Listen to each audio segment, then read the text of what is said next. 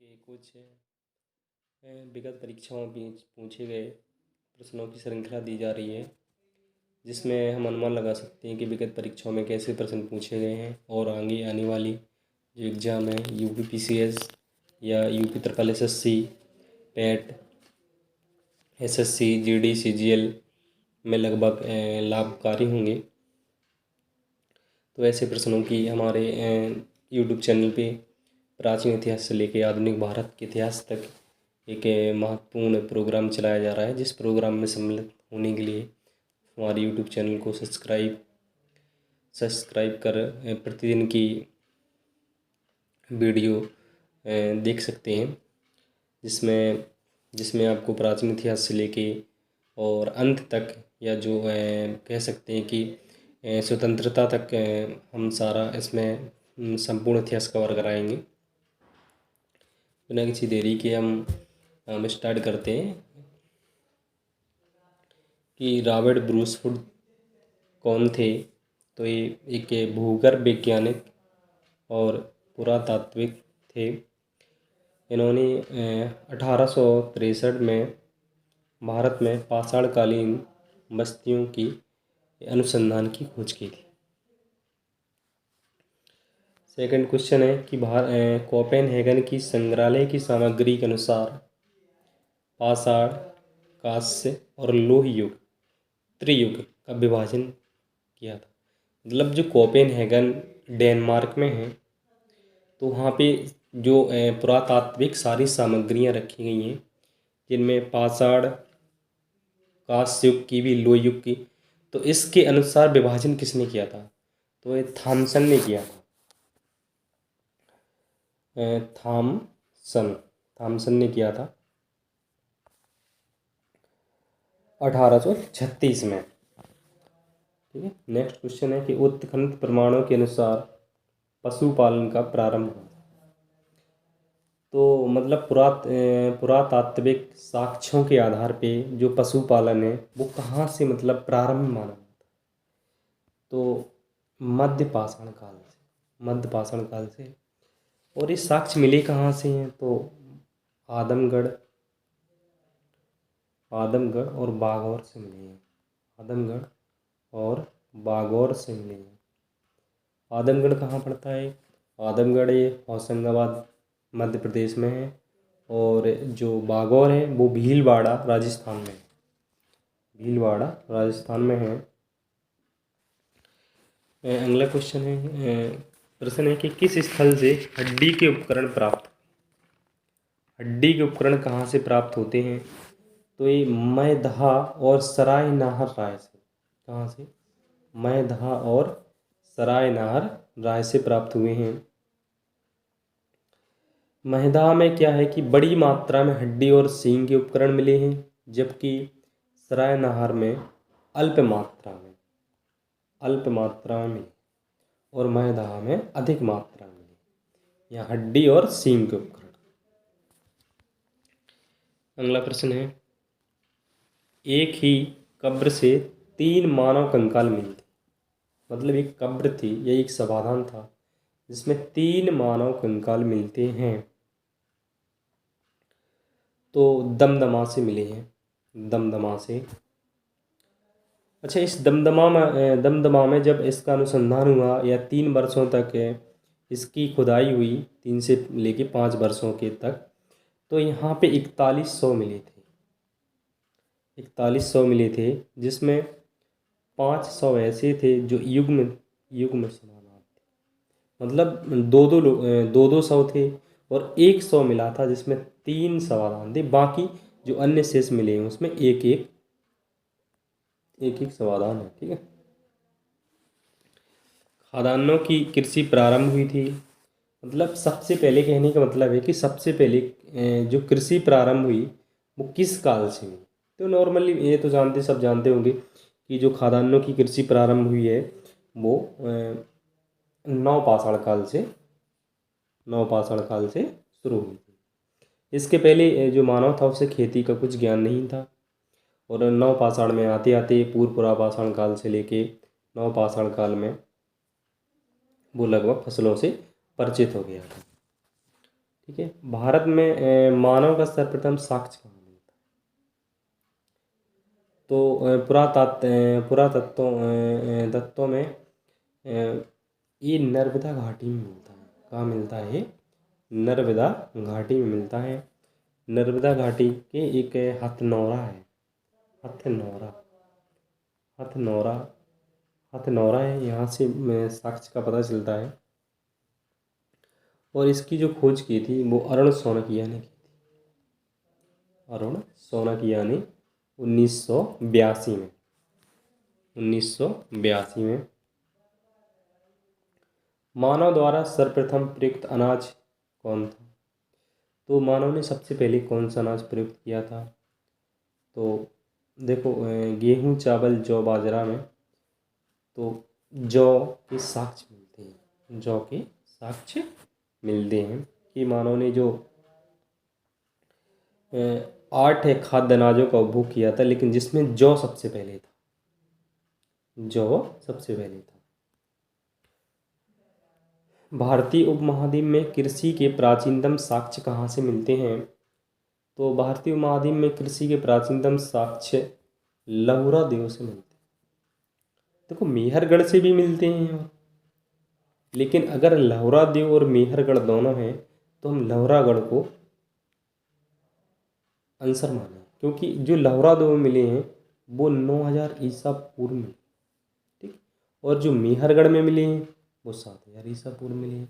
तो कहने का मतलब ये है कि जो प्राचीनतम साक्ष्य मिले हैं वो लहुरा देव मिले हैं।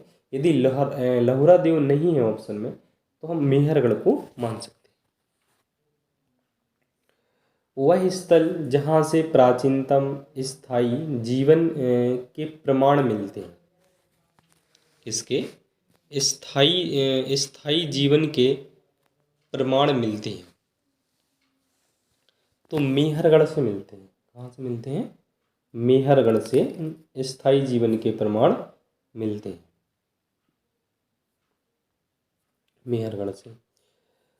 तो वही इसमें भी थोड़ी विवादित चीज़ है कि मतलब ये जो मिलते हैं वो 7000 ईसा पूर्व मिले थे मेहरगढ़ में, मेहरगढ़ में एक बलूचिस्तान के कच्ची मैदान में। इसके बाद किली मोहम्मद से मिले 4000 ईसा पूर्व, ठीक, 4000 ईसा पूर्व। हाँ। इसके बाद जो कालीबंगा से मिले 3500 ईसा, 3500 ईसा पूर्व। तो यदि मान लो मेहरगढ़ नहीं होता है तो फिर हम किली मोहम्मद को मानते हैं, और किली मोहम्मद नहीं होता है तो फिर हम इसको कालीबंगा को मानते हैं, ठीक है। तो अगर प्रश्न में पूछता है कि प्राचीनतम स्थायी जीवन के प्रमाण, तो वो तो मेहरगढ़ से मिले, ठीक है। यदि मेहरगढ़ ऑप्शन में नहीं है तो दूसरे नंबर पे किली मोहम्मद 4000 ईसा पूर्व, और अगर किली मोहम्मद नहीं है तो कालीबंगा, किली मोहम्मद के बाद आपका कालीबंगा 3500 ईसा पूर्व में माना जाएगा, ठीक है। चालकोलिथिक या कालकोलिथिक युग किसे कहा जाता है? तो ये ताम्रपाषाण युग, इसको ताम्रपाषाण युग को चालकोलिथिक युग कहा जाता है। नेक्स्ट अगला प्रश्न है कि किस पुरास्थल से हमें पाषाण संस्कृति से लेके, कहाँ से? पाषाण संस्कृति से लेके हड़प्पा संस्कृति तक के अवशेष मिलते हैं। पाषाण से लेके हड़प्पा तक के हमें अवशेष मिलते हैं, तो कहाँ से मिलते हैं? मेहरगढ़ से, मेहरगढ़ से। अगला प्रश्न है कि नवदा टोली मध्य प्रदेश का उत्खनन किसने किया, मतलब अनुसंधान किसने किया?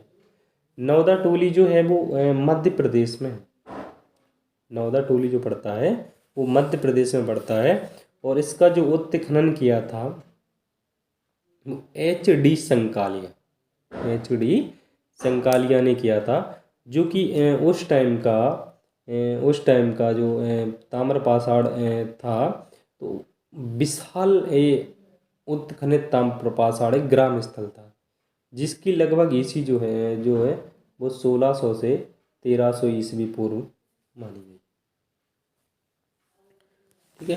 तो नवदा टोली अगर प्रश्न पूछ लेगा कि नवदा टोली है कहाँ पे, तो ये मध्य प्रदेश में एक बार पूछा भी होगा यूपीपीसीएस मेंस 2009 में कि नौदा टोली मध्य प्रदेश का उत्खनन किसने किया था, तो एच.डी. संकालिया ने किया था। और एक बार कुछ प्रश्न पूछा गया कि नौदा टोली मध्य प्रदेश का उत्खनन किसने किया था, नहीं नौदा टोली है कहाँ, तो वो है मध्य प्रदेश।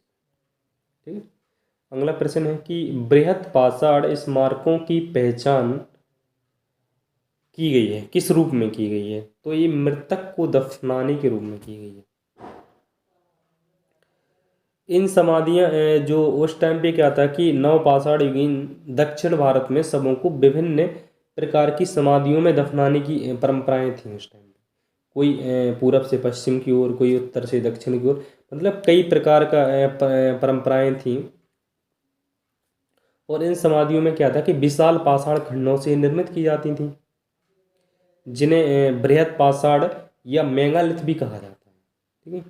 तो इनके कई नाम थे उस टाइम पे, जैसे शिष्ट समाधि, शिष्ट समाधि थी नाम, एक नाम था पिट सर्किल, पिट सर्किल, कैर्न सर्किल, ठीक है, और डॉलमेन, अम्ब्रेला स्टोन, हुंडी स्टोन, कंदराएं, मेहर, तो ये सारे उनके नाम थे। एक प्रकार से भिन्न भिन्न नाम थे, अलग अलग जगहों पे अलग अलग नाम थे। ठीक है। अगला प्रश्न है कि राख का टीला किस नवपाषाणिक स्थल से संबंधित है। राख का टीला, तो ये राख का टीला संगन कल्लू, कहाँ से है, संगन कल्लू, ऑप्शन नंबर बी, संगन कल्लू, संगन कल्लू से। ये संगन कल्लू है कहाँ पे, तो ये पड़ता है कर्नाटक के बेल्लारी में, कर्नाटक के बेल्लारी में, जो मैसूर के पास है, मैसूर के पास है। तो यदि प्रश्न पूछ रही कि संगनकल्लू है कहाँ, तो कर्नाटक के बेल्लारी में पड़ता है, कर्नाटक के बेल्लारी में, कर्नाटक में, जो कि मैसूर के पास है। भीमबेटका गुफाएं किसके लिए प्रसिद्ध है, भीमबेटका गुफाएं किसके लिए प्रसिद्ध हैं, तो ये गुफाओं के शैलचित्र। अच्छा, प्रश्न कभी कभी ये भी पूछ लेता है कि प्रागैतिहासिक चित्रकला के लिए कौन प्रसिद्ध है, अजंता है कि बाघ की गुफाएं हैं, कि भीमबेटका की गुफाएं हैं, कि अमरावती की गुफाएं हैं, कि एलोरा की गुफाएं हैं। तो प्रागैतिहासिक काल की यदि बात की जाती है तो वो जो गुफाएं हैं वो भीमबेटका की गुफाएं प्रागैतिहासिक काल, प्रागैतिहासिक चित्रकला के लिए। ठीक है। और है कहाँ पे, तो ये भोपाल में है, भोपाल नहीं, भोपाल नहीं, भोपाल के पास जो रायसेन पड़ता है, तो रायसेन में है ये जो गुफाएं हैं, वो रायसेन, भोपाल के पास है रायसेन, तो रायसेन में ये गुफाएं हैं।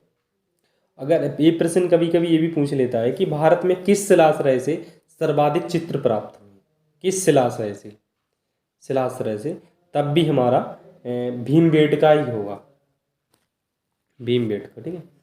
किसने पहली बार भीमबेटका गुफा को देखा और उसके शैल चित्र के प्रागैतिहासिक महत्व को खोजा उसने, किसने भीमबेटका गुफा को देखा और उसके शैल चित्र थे तो उन्हें समझा, महत्व को समझा, तो बी.एस. बांककर है, बी.एस.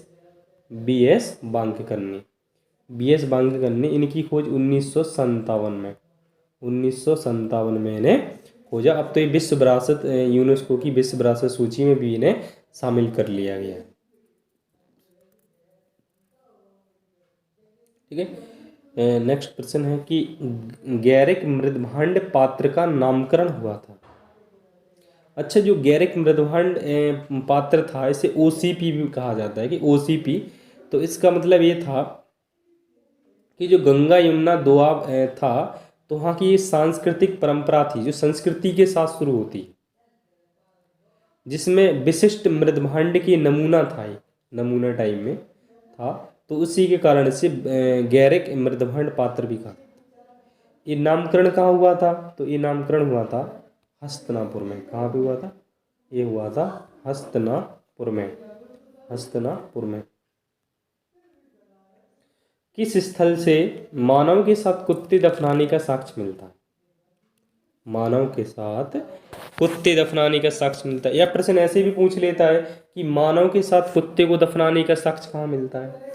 मानव के साथ कुत्ते दफनाने का साक्ष्य कहाँ मिलता है, तो बुर्ज होम में मिलता है। कहाँ मिलता है, बुर्ज होम में। ये बुर्ज होम कहाँ पे है, जम्मू कश्मीर में। कहाँ पे, जम्मू कश्मीर। यहाँ पे क्या है कि जो श्रीनगर है उसके उत्तर पश्चिम में है ये नवपाष सड़क स्थल, नवपाष। यहाँ पे जो घर मिले हैं वो गड्ढे में मिले हैं, गड्ढे, जमीन में गड्ढे खोद के लोग रहते थे, गड्ढे टाइप में मिले हैं, जिसे गर्तावास भी कहा जाता है। तो अगर प्रश्न में पूछ लेता है कि मानव के साथ कुत्ते दफनाने का साक्ष्य कहाँ मिलता है, तो बुर्ज होम से मिलता है। या मानव के साथ कुत्ते का कंकाल भी कहाँ मिलता है, तो वो भी कहने का मतलब एक ही होगा कि बुर्ज होम से मिलता है। गर्तावास के साक्ष्य, गर्तावास के साक्ष्य कहाँ से मिलते हैं, गर्तावास के साक्ष्य, तो गर्तावास के साक्ष्य कहाँ से मिलते हैं, वही चीज हमें बुर्ज होम से मिलते हैं, बुर्ज होम से मिलते हैं। विंध्य क्षेत्र में किस शिलाश्रय से सर्वाधिक मानव कंकाल प्राप्त। तो ये जो विंध्य क्षेत्र में कंकाल मिले हैं हमें लेखिया, कहाँ से, लेखिया इलाहाबाद में पड़ता है, लेखिया इलाहाबाद। यहाँ से 17 मानव कंकाल प्राप्त, 17 मानव कंकाल प्राप्त हुए, जिनमें कुछ सुरक्षित हालत में हैं, कुछ जो है वो छत विक्षित अवस्था में है।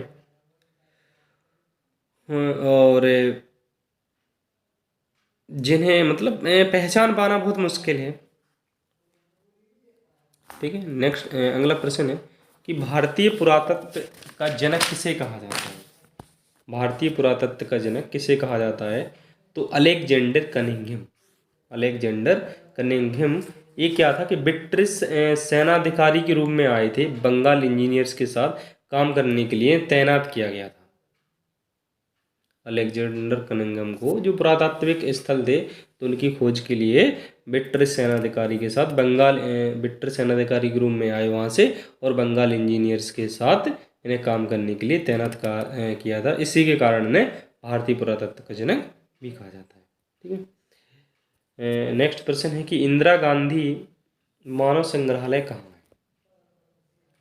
इंदिरा गांधी मानव संग्रहालय कहाँ है, तो ये है भोपाल। बहुत इंपॉर्टेंट क्वेश्चन है, भोपाल है, एमपीपीसीएस में पूछा भी जा चुका है एक बार। इसका जो पहले नाम था वो राष्ट्रीय मानव संग्रहालय, इसका नाम पहले राष्ट्रीय मानव संग्रहालय था, लेकिन अब इसका नाम बदल के इंदिरा गांधी राष्ट्रीय मानव संग्रहालय कर दिया गया। तो अगर प्रश्न में पूछता है आपसे कि इंदिरा गांधी मानव संग्रहालय कहाँ है, तो ये भोपाल में है। कहाँ पे, भोपाल में। भारतीय पुरातत्व सर्वेक्षण किसके संलग्न कार्यालय है, यह किस मंत्रालय के अंतर्गत काम करता है, तो ये करता है संस्कृति मंत्रालय के अंदर। आर्कोलॉजिकल सर्वे ऑफ इंडिया, भारतीय पुरातत्व सर्वेक्षण किस मंत्रालय के अधीन काम करता है, तो संस्कृति मंत्रालय के अंदर काम करता है। तो ठीक है, आज लगभग जो भाषण कालीन से जितने भी लगभग क्वेश्चन पूछे गए हैं अभी तक उनको कवर किया गया है। तो ऐसे प्रश्नों की श्रृंखला आपके लिए प्रतिदिन प्रत्येक टॉपिक से लगभग जो प्रश्न पूछे जा चुके हैं या जो आने की संभावना है उन क्वेश्चनों को यूट्यूब चैनल पे एक सीरीज चलाई जा रही है, जिससे हमारे चैनल को सब्सक्राइब कर और बेल आइकन दबा के आप ऐसे पढ़ सकते हो, देख सकते हो। धन्यवाद।